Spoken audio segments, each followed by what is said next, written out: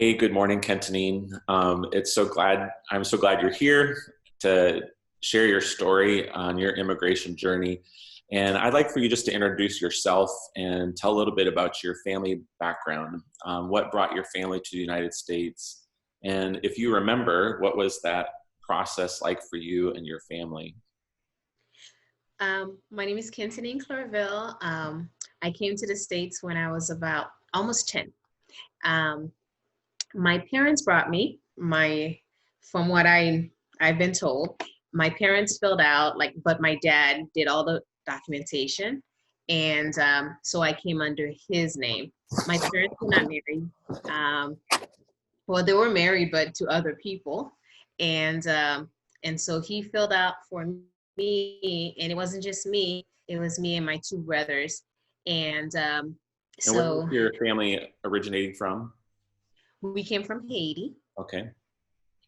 and so my dad was in Jersey, and my mom was in Florida, and so he filled all the documentation for us. I did not live with my brothers, so they had to go get their pictures taken in Haiti and get for passports and documentations, and we would go together. They would coordinate with my family, my maternal part of my family, and so we got our pictures taken and we got all our papers done, and then a family friend had to drive us to the airport and get us on the airplane and let my parents know that we're coming, that everything was set and everything was going on.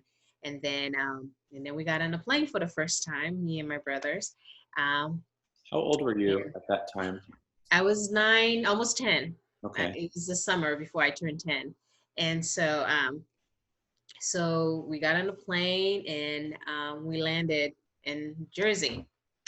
And so my dad came and he picked us up at the airport. And I remember that was I don't think I knew any words in English because even though my brothers were all about it, trying to learn new things, but maybe I was a little sheltered. I wasn't exposed to anybody else besides my dad when he came to visit us in Haiti, um, and other people, but not really asking them, how do you say different things in other languages. And so I remember that was the first time I learned the words sit down, because I think we were looking out of the window while my dad was driving us back to the house, and then I was like, I think my brother said it, and then I tried to say it, and I didn't say it correctly, and then he told me, okay, this is how you say it. He said, sit down, and those were the two words I learned in English that I remember. That came in really handy, I'm sure. You probably I heard use that it a all lot. the time. So as a child, then you probably didn't understand all of the complexities that your parents had to go through with immigration, but you certainly had some major adjustments. Do you remember what that was like as a child then beginning to start school and learning a new language besides sit down? I mean, obviously you've made some significant progress over the years. Yes. I do remember because I was old enough to remember. So when I came, I stayed with my dad for a while, and I know I needed to stay there to get my paperwork done. I needed to get my social security card and things like that. And so I stayed with my dad and my stepmother for a while, and uh, and then had to fly all by myself this time to Florida. And my mom left when I was about 2 years old. So since that time, I had never met her. I mean, I saw her pictures. Um, I got pictures and I got tape recording of her voice, when she would send tapes to Haiti to let us know what's going on, and, to say hi, and, that I guess she loves me or something like that. I'm not quite sure all the things that were said, but I just from hearing her voice on tape, and I don't remember talking to her on the phone. And then seeing her pictures. And so since that, I mean, she had never come to Haiti at the point where I was coming to the States. And so I'd never met her. So here I am, I'm flying from Jersey all by myself. And my parents, I guess, were in communication and letting my mom know, okay, I'm coming and this is the time, be ready. I'm going to be at this airport. And so flying to Florida and meeting my mom for the first time ever that I can remember, because I don't remember her as a baby, and at the airport, and having to tell the security people her name, because I had to talk to somebody in security so they can find her for me. Because when I landed, she wasn't where I was, and so they had to call her and reunite us, so unite us together. And so that was something. I don't remember how I was feeling, but I know that it was something strange that I had to, that I had to do. And because my brothers started school pretty much as soon as we got there, like they started doing like summer programs, and I think I learned some things, and so I was able to tell them, what my mom's name was, and then and how to call, what to call her. Right. And they called her on the intercom. It's interesting because you already at such a young age, you are facing some major complexities. You're leaving the country of your birth. You're leaving the things that are familiar to you. You're flying to an unknown place. And when you arrive, you're going to live with someone you don't really know. Mm-hmm. And on top of that, coming to Florida, I'm not sure what the climate was like at that time, with the sociological climate in Central Florida. But on top of that, you're Haitian, and as such, you're a person of color. Mm-hmm. And I imagine that some of those pieces became a little bit more challenging than you may have been prepared for as a child. What are the challenges that you experienced because of your ethnic background and because of because you being a person of color as well? Well, okay, so I came, met my parents, and then I had to go to school. Okay. And at the time, my elementary school, and the thing is, and I mean, the best thing I think for our family, for my life, I think, was that um, I didn't have to do it alone. And my parents, they also had help, and from the missionaries that were available in Central Florida, where we were in Mount Dora, where if they had questions, they would ask, and then enrolling kids, especially me coming from Haiti, young kids like that, they would have help. And then so the Madsons were in our lives, and the Edlings, um, and Kathy Gates, they were in our lives. And so they helped. And I don't know exactly if they had gone to the schools and registered me. I'm not quite sure, but I know that I was registered. And I went to this one school. And so when I got there, no one spoke French. Like no one could help me while I'm in the classroom. Um, the best thing was that I had learned a lot of things in Haiti in classes, so I knew math. So, when he's writing things on the board about math, I understood. But when he was speaking, I couldn't understand. And at that elementary school, only the secretary spoke French. So I'd sit in there and stare at the board while the teacher was doing what he was doing, and then they'd take me over to the secretary, where the secretary would try to read the instructions and tell me what I needed to do, and then I would go home and try to do the homework. Well, it's interesting because the missionaries that you mentioned by name were all missionaries that were helping serve in a Wesleyan church there in Central Florida. And I know some of the background of your story because the Madsons are, of course, relatives of mine, my wife's parents. And it's an amazing thing to see that you were in a place where there was a church that was equipped to identify the needs of fresh, new immigrants. And I imagine that now that you're looking back on that phase of your life, did you feel like there were challenges that you experienced in the community because of you being an immigrant, because you're not speaking English? Do you remember any of besides the personal things, how were you received by friends and by the community? I mean, My biggest community was the church. I was at the church. I went to Bible study. I had people who spoke my language around me, and and then when I went to school, yes, I had problems trying to speak, but already, I was shy because I wasn't fluent in English, and I wasn't quite sure what I was saying, if I was saying correctly, if I was pronouncing the words correctly, and so it took me a while to navigate that part for sure. Um, and you know, there was, I mean, the biggest thing that I remember is just because I didn't speak the language and I was shy. And I think some of the kids were kind of mean. They weren't nice. They didn't try to understand what you were saying, and they would make fun if you pronounce something incorrectly.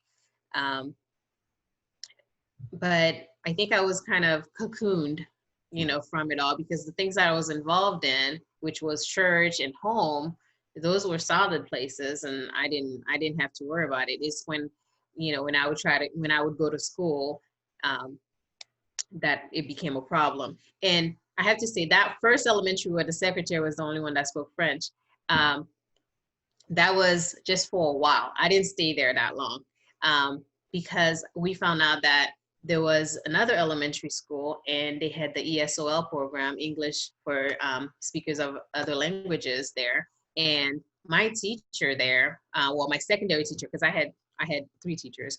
I had my teacher of record in the classroom, and he was teaching he was teaching English, math, and all that. But then I went to another class, my ESOL class, and my teacher, Mrs. Perez, and Mrs. Eleda, her assistants, they were awesome. Mrs. Perez spoke French and Spanish and English, of course. And then, so I mean, besides them not pronouncing my name correctly and giving me a short name, um, I mean, it was awesome. I learned English there, and I mean, I learned English there in fifth grade. That was it. In sixth grade, I was in just regular English classes, regular math, and I mean, they were awesome. And I can't say enough about, whatever it is that they were doing, they did a great job at it. That's great. So fast forward, you graduated from high school and set out on a new trajectory in your life. And as you look at how you are as a beautiful person who's grown up in a nurturing environment with a church that cares for you and teachers that invested in you, you also have this identity as an immigrant.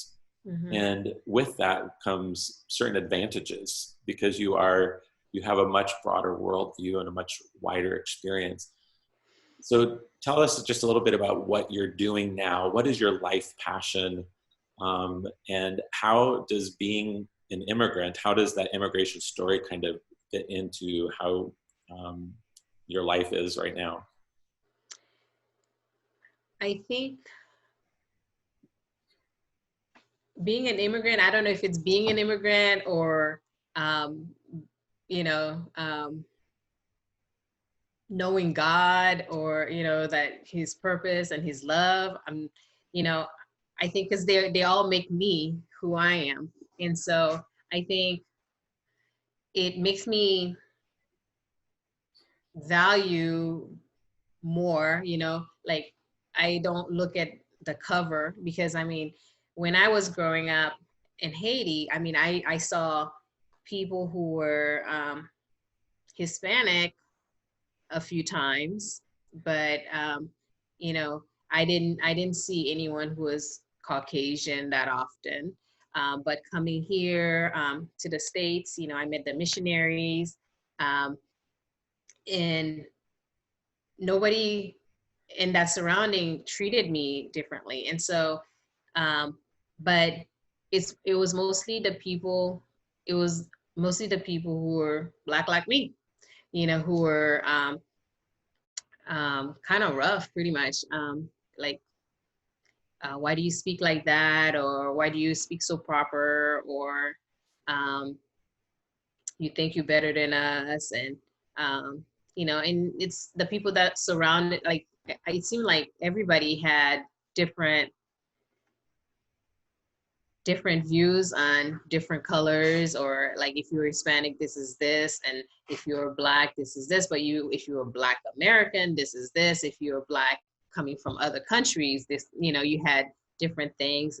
Um, like Haitians and other people from the islands were always late to every event, kind of things. What I mean? Like different stereotypes that they allotted to different groups. And so,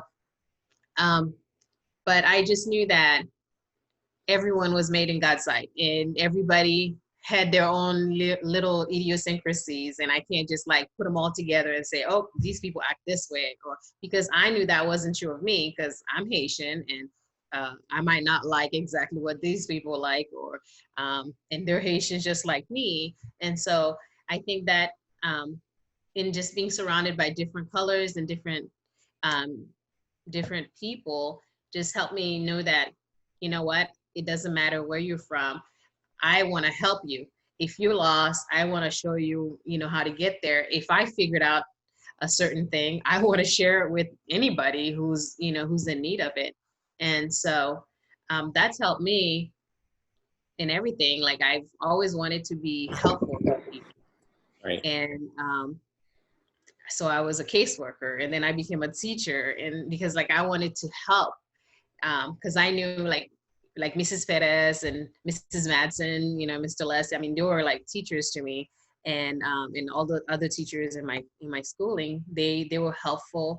I learned about sciences, and I wanted to become a doctor at one point, and a teaching doctor, and because of the people that surrounded me. And I didn't think of them, oh, they were Black, or they were Hispanic, or they were Caucasian. I didn't think of them like that. They were just great teachers, and I enjoyed them, and they taught me a lot, and I want to be like them, and help however I can.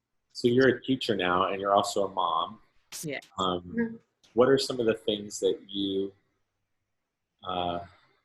think about and you try to do to help teach your children a little bit more? What they don't know what your experience is because they've not lived that experience. How do you tie them into your roots as a Haitian, as an American, as an immigrant? What are some things that you're doing to help your children understand a little bit of your worldview? One thing we keep working on is our language, trying to teach them, because I mean, one day they're gonna go to Haiti, which they haven't been yet. They're gonna go to Haiti, and I want them to be able to communicate with them, and I want them to try and try to hear other people's point of view. And those are things that I want to instill in them. Like, you don't just decide from your own mind that, oh, this is what they're probably thinking about this and that. No, everyone has a point of view that you need to hear them out. And show respect to everyone, not just your parents, because if you only show respect to your parents, then you're just faking it. Everyone around you, is allotted a certain type of respect, and you don't have to agree with what they, believe in and what they think, but let's listen to what they have to say, and also to speak up for themselves, because I know in middle school, I know a lot of kids were mean. I think middle school is kind of rough to begin with, but being an immigrant, I heard a lot of things that different people should not even say to anybody, but they were being said. But I was like, they probably heard it in their house, and I don't want my kids hearing anything negative from us about anybody else, because they're going to speak it out there in the world. If they're hearing it from me, then that's how they're going to look at everybody else around them. And so we continuously pray that that we are a reflection for them, that they can see like how we treat other people, and that they can learn from that and treat others the way that they would like to be treated, or the way that they're supposed to be treated. And so those are the things that we try to instill in them, and we pray all the time that we voice out and live for them to You, see. are you in an area in Texas where there's a large immigrant population?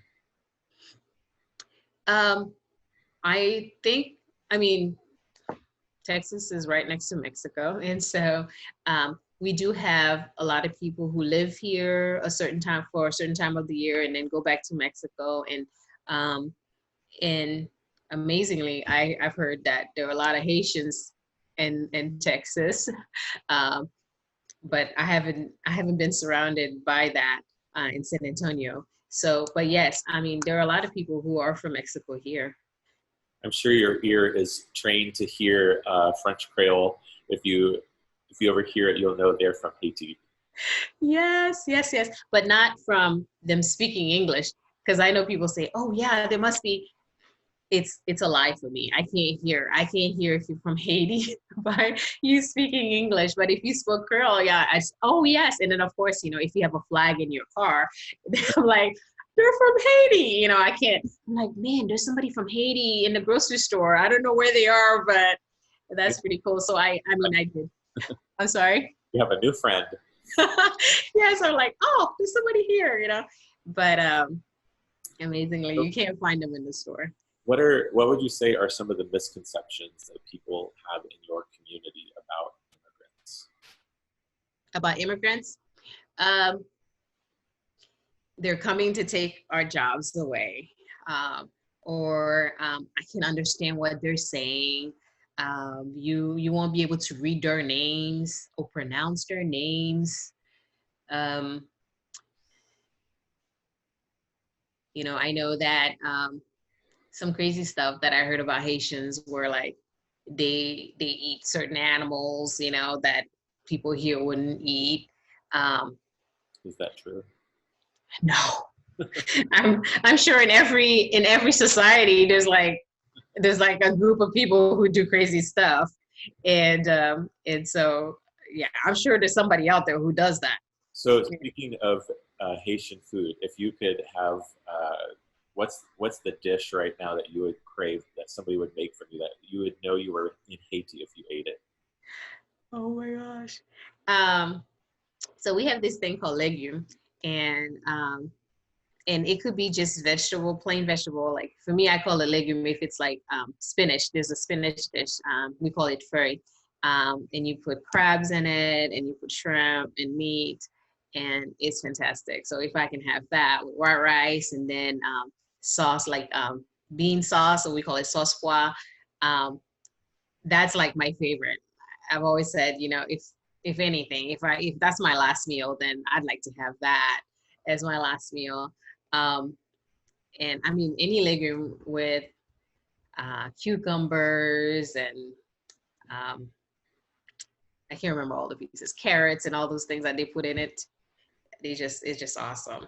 Well, Yeah. it's almost lunchtime here in Florida, so you've just sparked a new appetite for me. My wife, of course, was born in Haiti, and the Haitian bean sauce is what that just takes her home right away if she has the smell of that or the taste of that. So, Oh yes. well, Kentonine, it's a joy to talk with you, and thank you for sharing a little bit of your story. And it's been fascinating to watch your life, to see how a journey that began miles away in an island nation has led you to the heart of Texas, where you're caring for children and raising children, and you're having a really great impact in your community. So thank you. Thank you, Joel.